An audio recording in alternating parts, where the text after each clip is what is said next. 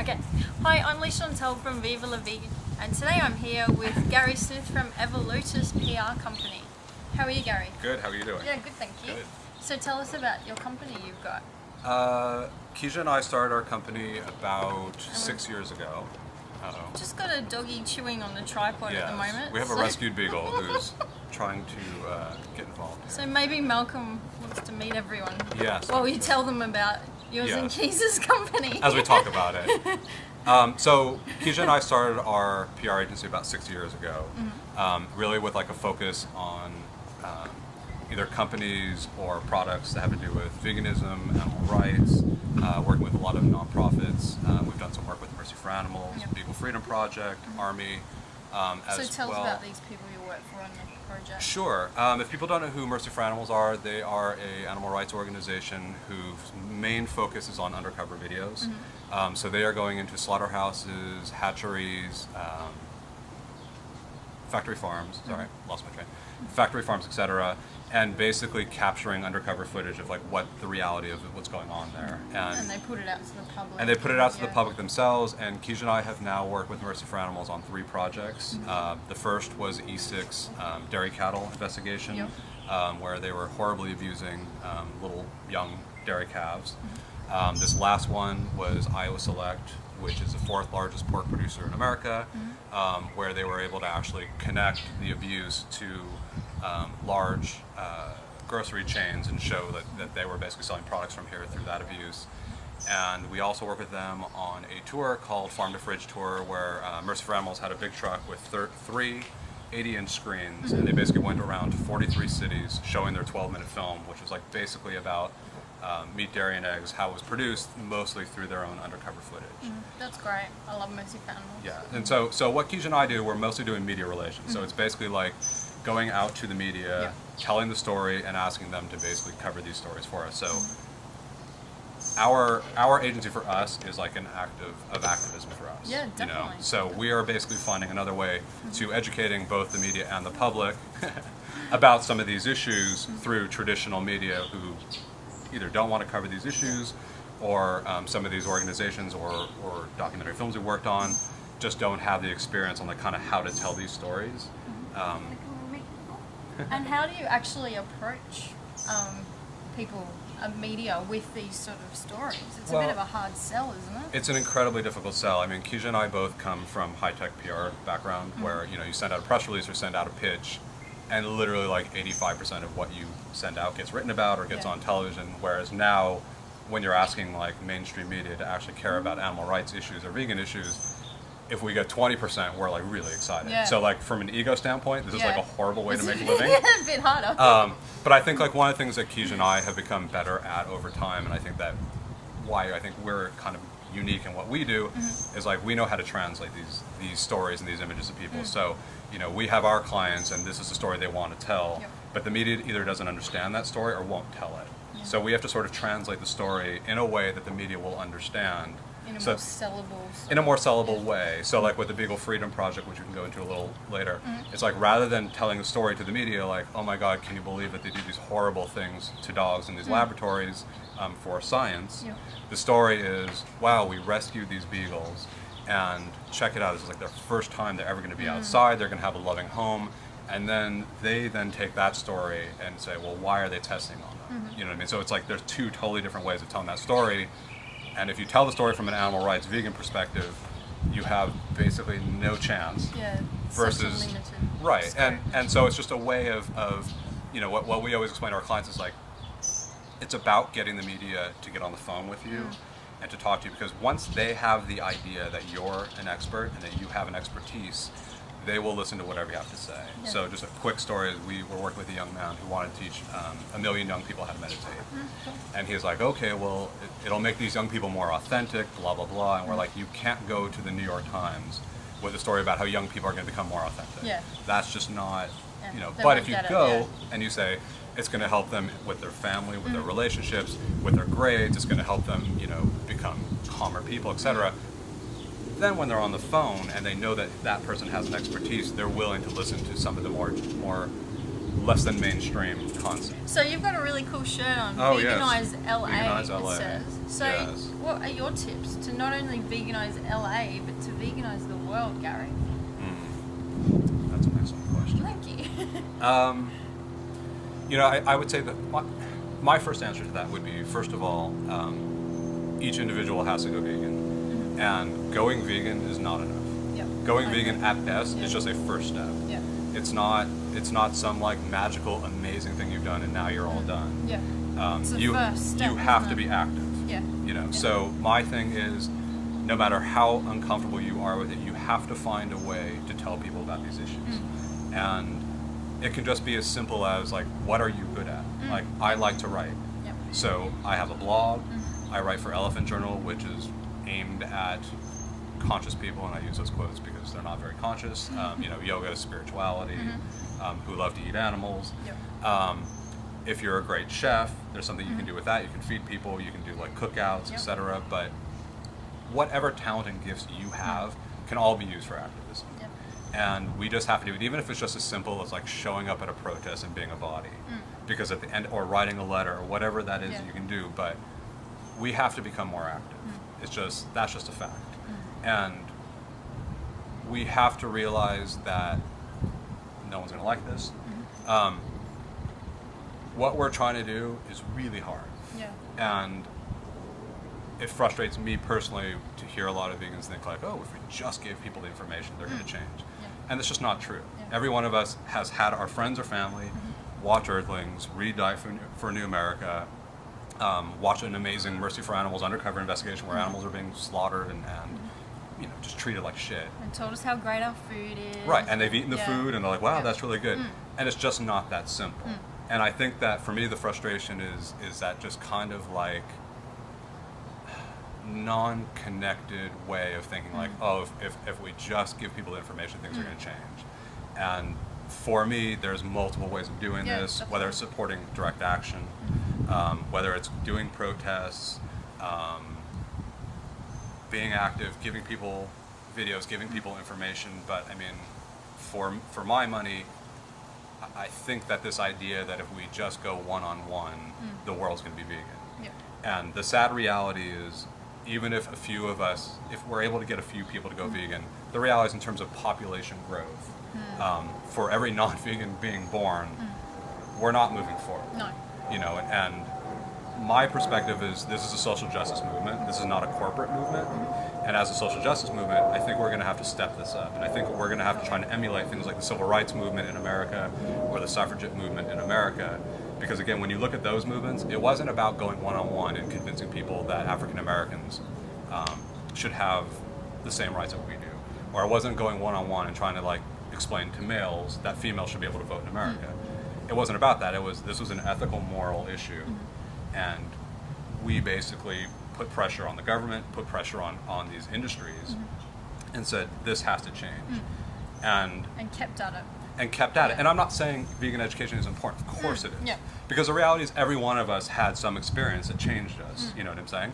But I think I don't want to sound like an asshole. I'll just be an asshole. Just say how you feel. I think for my money, it's really, I'm a little bit frustrated by the idea that capitalism is going to change this. That if we just have enough vegan food products or vegan restaurants or the right vegan book, that people are just going to magically become vegan. And what I don't want this to happen to this movement, the animal rights movement, is what's happening with the green movement, where everything is greenwashing. Yeah. Where everything is like, we're here in the middle of the 6th mass extinction, right?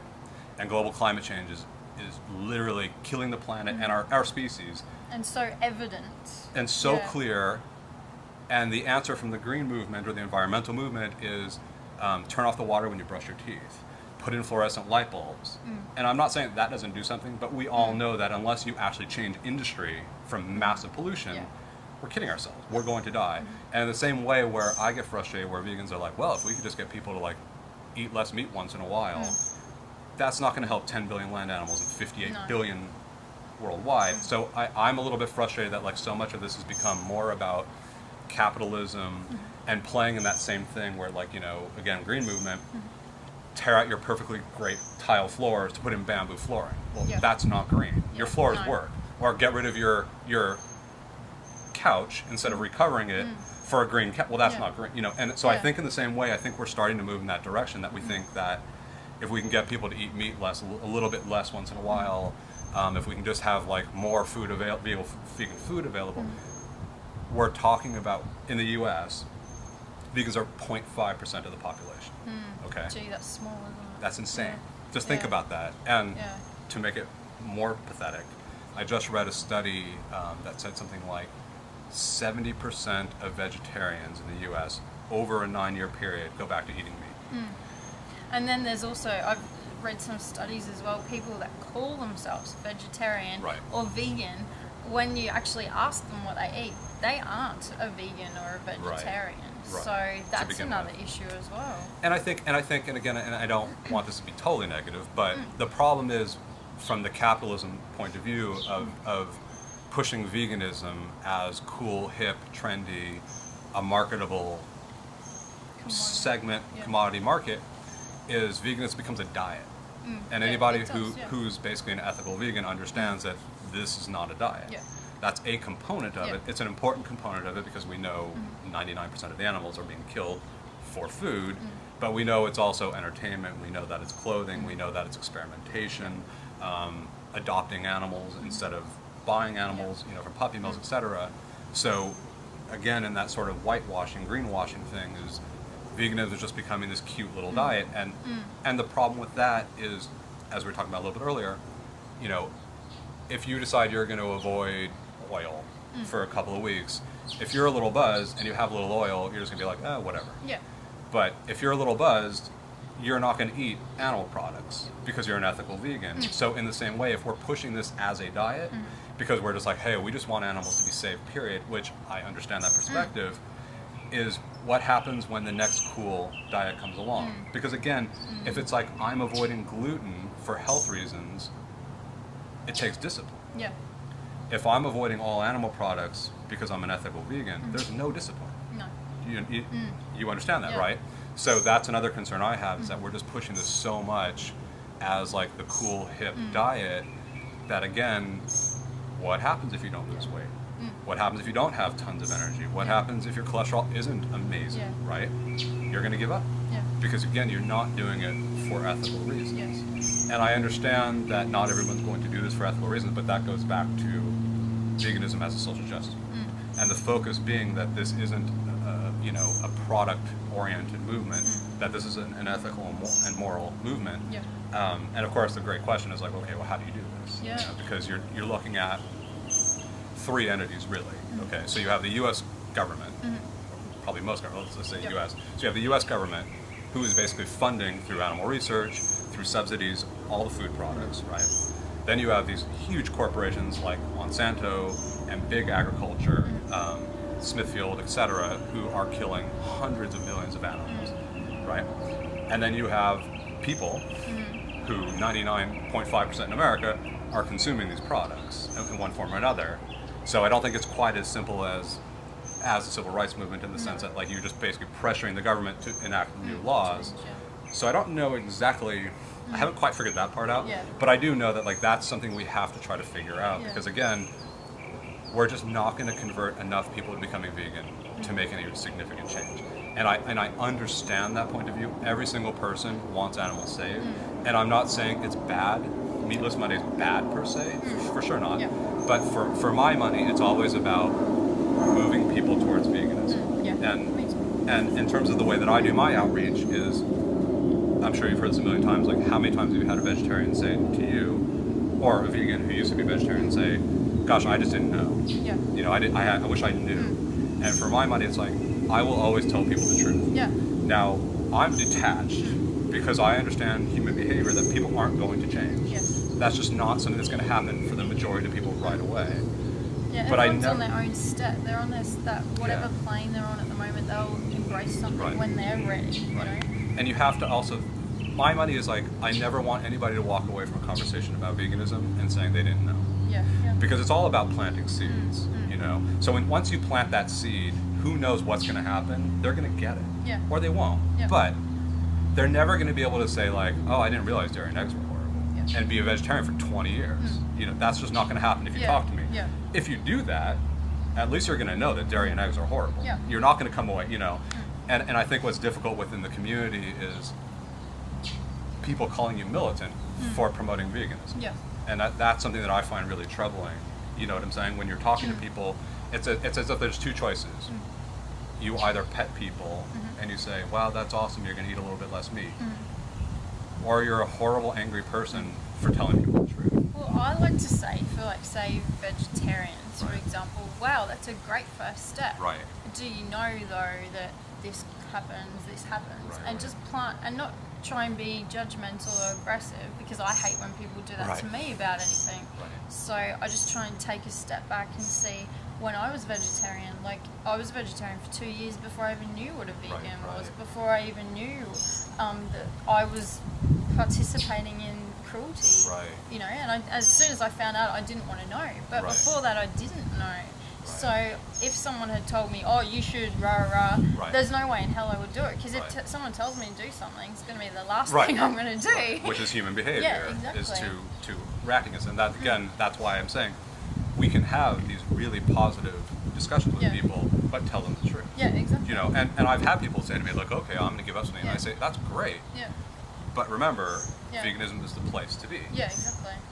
And it's funny because it's weird, like some of the reactions I get from people, not non-vegans, vegans, as if like there's just no way to do that in a respectful way. I don't like, why can't you have a respectful conversation with somebody and tell people this is why I'm a vegan? And I always tell them why I'm a vegan. Yeah, yeah. I don't say like why you should be, but I say this is why I'm a vegan. Yeah, exactly. And I give people the information and make it personal and give them the information. And again, the one thing you will learn from a metaphysical, spiritual thing in this lifetime is that nobody's going to do anything that they don't want to do. Yeah. So when I see a lot of people trying to manipulate people, it's just not effective because, again, even if I manipulate you to do something, at some point you're going to feel manipulated and you're going to make a change because you're going to eventually say, I didn't make this choice. Somebody manipulated me into that choice. Yeah. So again, it's like, give people information, be respectful, you know, and find an outlet. You know, like for me, I have a lot of outlets. I have my PR agency, which is like basically educating the public through media. I have Thinking Vegan, which I write for, which is trying to have a conversation with vegans about these types of issues, like how can we be more successful. I write for Elephant Journal, which is, again, non-vegans. On Facebook, sometimes I really just enjoy being an asshole. And that's just a reality. A lot of people seem to on Facebook, don't they? And again, that's not the number one way that I advocate.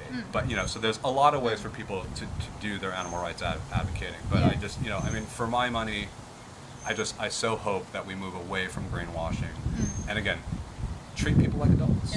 Meaning, tell people the truth. Like, I'll give you an example.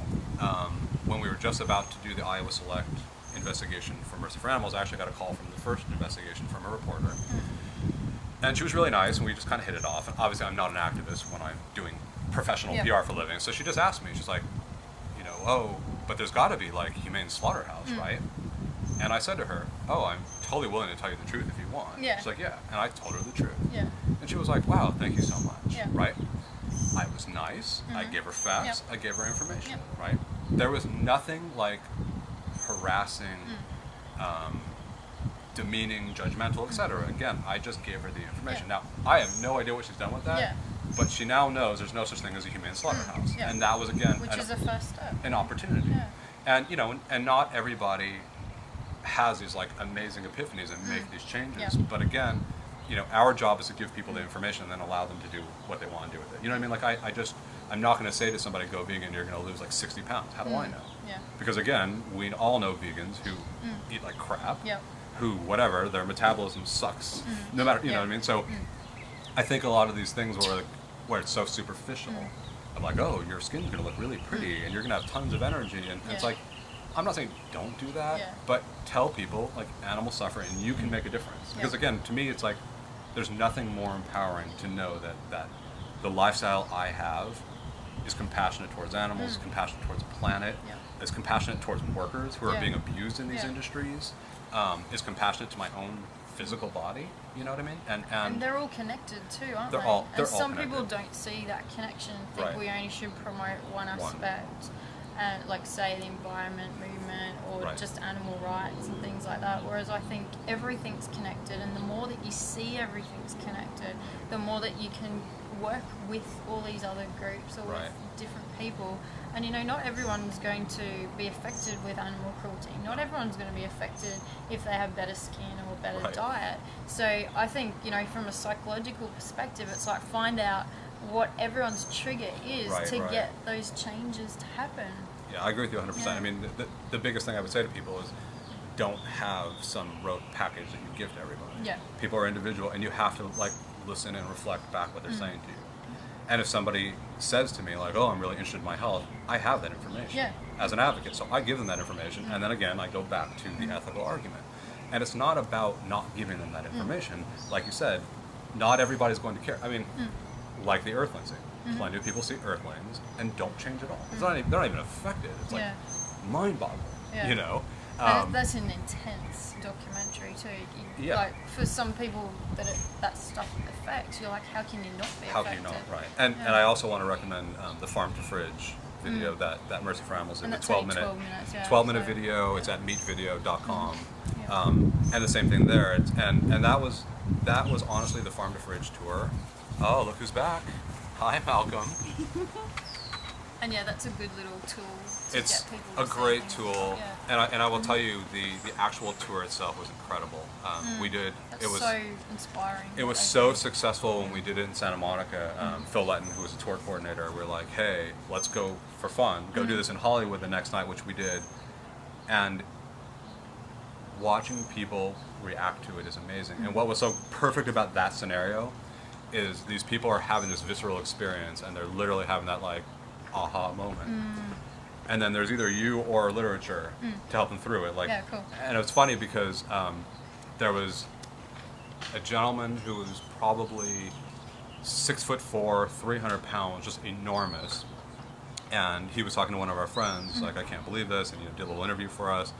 And he was there on vacation on Hollywood Boulevard with his family, and he came back about 20 minutes to 20 minutes later. My friend said, all right, just tell me the truth. Is everything in that video real? And my friend said, yeah, it is. Like, okay, I'm going to make a change. Oh, wow. And then the next night I had somebody who was Mike Tyson's bodyguard in Washington, D.C. Huge guy. And he's watching the cows with the captive gun, bolt gun. And he's like, what's that? And I'm explaining to him. He's like, but it doesn't go in their skull. And I'm like, oh, right. And only 30% of the time does it actually work. There are a lot, And he's like, that's it, I'm going vegan. And in his paperback, he's literally writing down diet cheese, quinoa, cool. And so it's like to see people have that experience and then to either have somebody be able to explain to them or help them through it and give them the vegan starter kits and give them the information.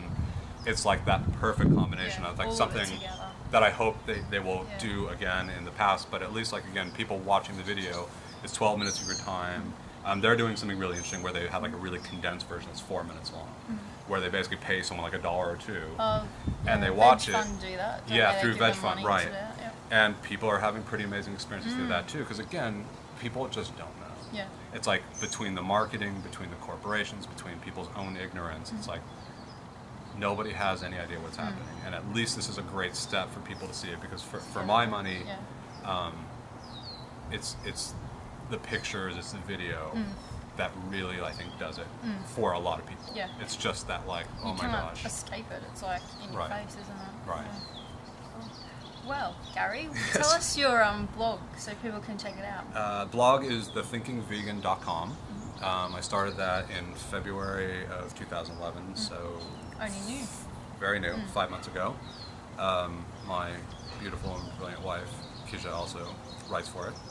And the idea with that is, the focus of the site is animal liberation, abolitionism, and trying to have these types of discussions. So I have something that we started called the Thinking Vegan Consortium. So some of the people are well known, some not so well known, and we'll ask a question of, for instance, how does spirituality affect your veganism, or how does atheism affect your veganism, or what do you think about single issues versus vegan education, and having people join that discussion. Yeah, good. And also too, all just kind of fun, Thinking Vegan pop quiz. So it'll be what books have you found most effective for people, and those types of things. But really just to try to have a discussion, talk more about ethical veganism, etc., and have a place for vegans. And funnily enough, because I also have a Facebook page, I have a lot of vegetarians who are reading, which is really bizarre. Right. Who are literally sending me nice emails going, that's it, I'm going vegan. So it's really kind of a nice thing, because I really just anticipated it being a place for vegans. Yeah. And then I also had... aspiring vegans as well. Yeah, and that's a great thing. And I've also had like 6 ranchers last week. Oh, yeah? Yeah, who are trying to explain to me, I just don't understand how nice they are to their animals, blah, blah, blah. How would they even come across it? I wonder. I have a feeling like one of them found out and then told their friends. So you just get the same Maybe nonsense. like on Google Alerts or something. Those Probably. crazy vegans. Right. So they come in saying, you don't understand, we're like really nice, you're judging us. It's like, of course I'm judging you. I mean, I'm not going to pretend I'm not judging you. Kill animals for a living. I disagree with that. That's unethical. On every level. Correct. Yeah. So it's been an interesting experience. So that's something that I've been doing for a little while. 4 months now. It's a great way to get the message out to a lot of people, anything internet-based, I think. Yeah, and I mean, the good thing, again, is, anything you write has the potential to spread, and a lot of non-vegans read it, surprisingly, and then they'll share it with their friends, and sometimes I will write something specific about, like, the circus, or about wool, or other things, so, people can pass those along to people who do it as well. Yeah, that's great. Well, make sure you check out Gary's blog, and you can see vivalavegan.net for more information. Thanks, Gary. Thank you.